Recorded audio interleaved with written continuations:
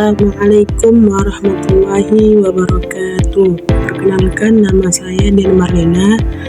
Saya berasal dari Fakultas Tarbiyah, Prodi PAI, Ekstensi semester 3. Dalam desain pembelajaran, ada beberapa hal yang harus diperhatikan.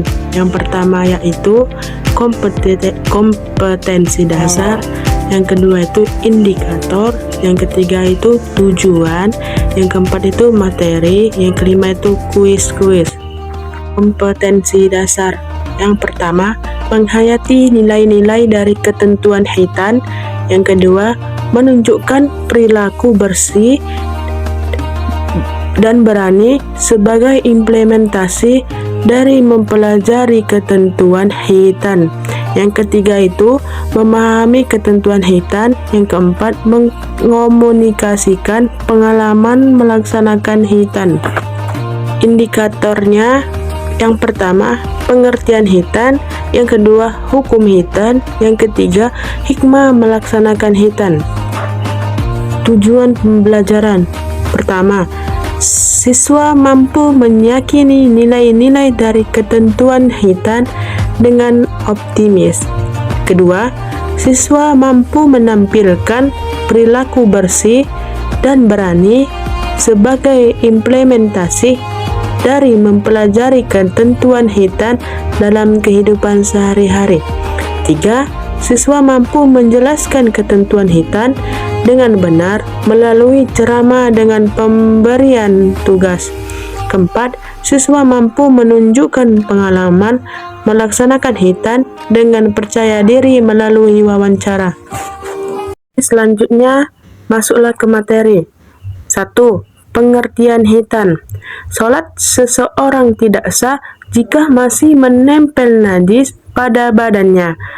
Pada laki-laki yang belum Hitan, kotoran air kencing tertinggal di kemaluan. Kotoran sisa air kencing tersebut termasuk najis yang harus dibersihkan. Hitan akan menghindari tertinggalnya air kencing pada kemaluan. Selain itu, Hitan akan menghindarkan seseorang dari penyakit. Islam mensyariatkan Hitan karena Hitan merupakan salah satu fitrah manusia. Rasulullah SAW bersabda, Al-fitratu khamsun minal fitratil khitananu wal istihdadu wa taklimul ajrari wa tatful ibti wa qassul syarib. Artinya, fitrah itu ada 5. Hitan. Yang kedua itu mencukur bulu kemaluan. Yang ketiga mencabut bulu ketiak. Yang keempat memotong kuku. Dan yang kelima mencukur kumis. Hadis riwayat Bukhari dan Muslim.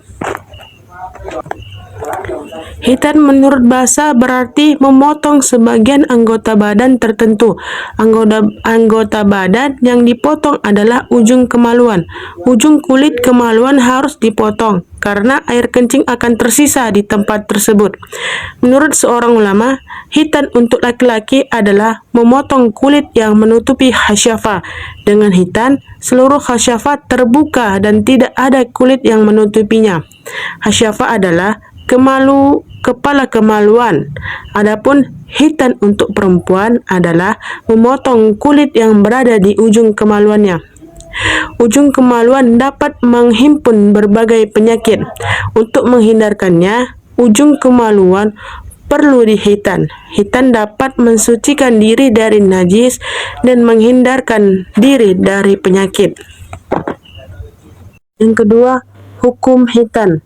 Hitan dilakukan pertama kali oleh Nabi Ibrahim alaihissalam saat berusia 80 tahun. Nabi Ibrahim alaihissalam menerima perintah Hitan. Nabi Ibrahim alaihissalam pun menghitan dirinya. Disusul Nabi Ismail alaihissalam yang berhitan pada usia 13 tahun sebagaimana firman Allah Subhanahu wa taala. Wa ijibtala Ibrahim rabbuhu bikalimatin fa'atammahun qala inni ja'iluka linnasi imama qala wa min zurriyyati qala la yanalu ahdiz zalimin. Quran Surah Al-Baqarah ayat 124. Artinya, dan ingatlah ketika Ibrahim diuji Tuhannya dengan beberapa kalimat, lalu dia melaksanakannya dengan sempurna. Allah berfirman, sesungguhnya aku menjadikan engkau sebagai pemimpin bagi seluruh manusia. Ibrahim berkata, dan juga dari anak cucu-cucuku. Allah berfirman, benar, tetapi janjiku tidak berlaku bagi orang-orang zalim.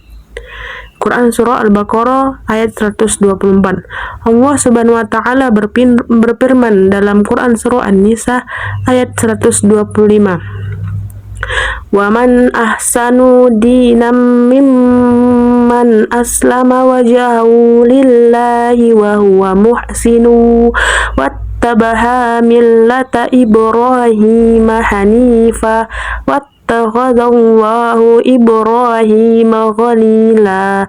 Artinya, dan siapakah yang lebih baik agamanya daripada orang-orang dengan ikhlas berserah diri kepada Allah sedang dia mengerjakan kebaikan dan mengikuti agama Ibrahim yang lurus, dan Allah telah memilih Ibrahim menjadi kesayangannya.